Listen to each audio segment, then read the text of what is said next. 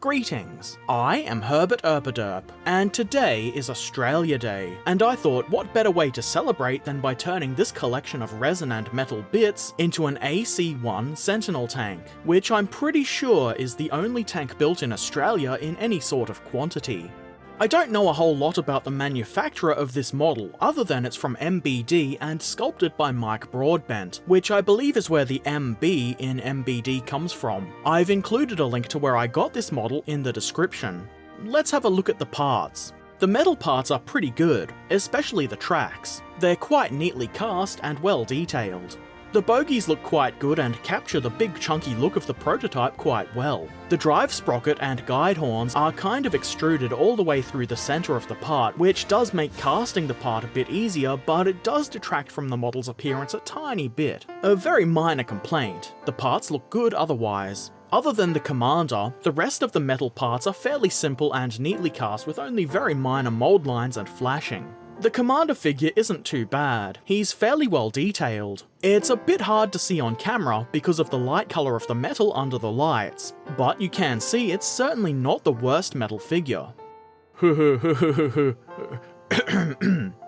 resin components aren't too bad either. They're a little hard to see on camera on account of being white, but the details are mostly there, if a little bit soft and simplified compared to the real thing. These look like they are cast in Easy Cast, which is the same kind of resin I use when I cast things, which leads me to think this model isn't made by a large company or anything of that sort. Probably a small garage operation. It's cast pretty well, though there are of course flaws.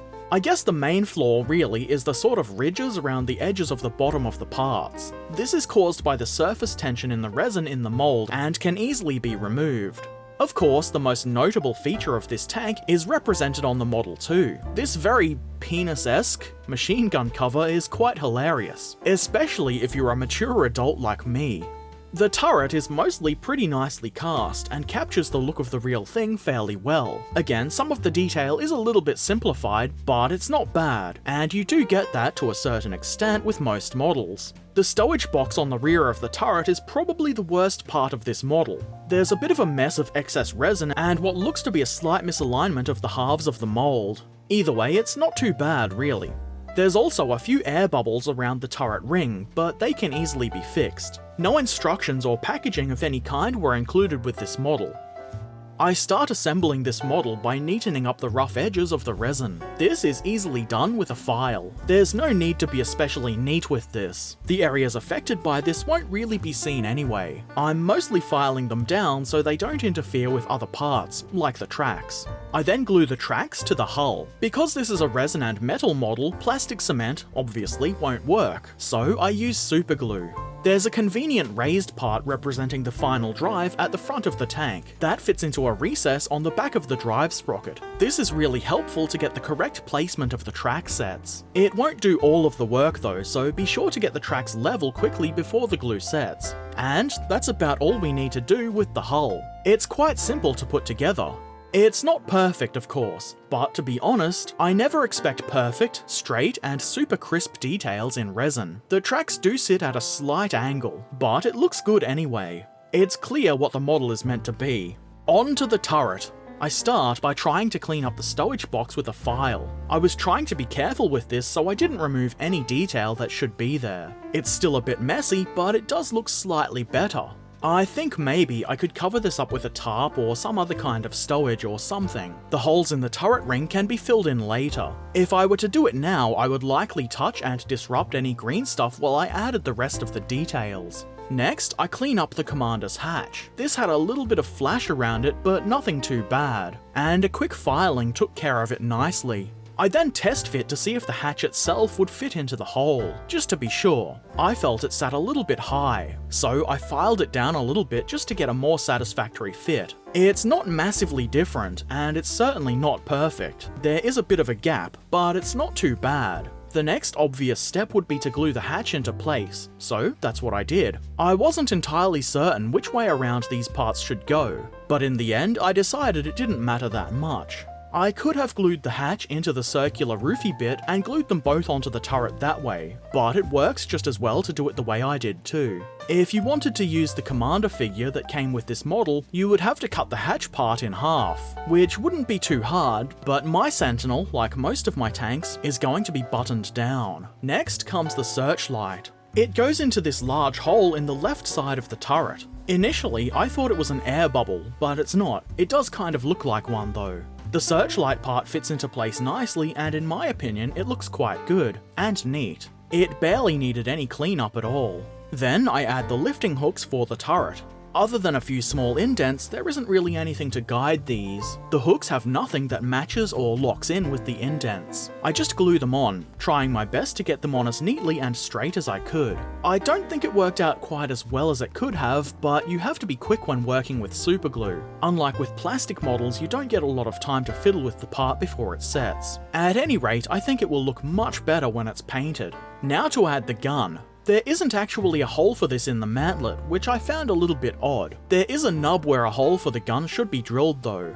I slice the nub off, make a pilot hole with my knife, and then drill a hole. The drill bit I used wasn't quite big enough, so I widened the hole with my knife. I test fit the gun, and the mounting post on the end of it is a little bit long for the hole. So instead of drilling more, I simply trimmed down the mounting post.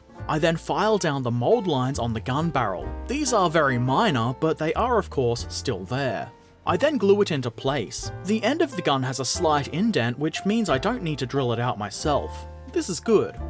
To finish the model, I fill the air bubbles around the base of the turret with green stuff. This is pretty simple, so I'm not going to go too in depth here. I did make a quick tips video about using green stuff a while ago, link in the description and in the card in the upper right corner. It still looks a bit messy, but paint will mostly hide that. Still, it looks much better than having all those holes. Even though it's not a prominent location, they would still have been kind of obvious.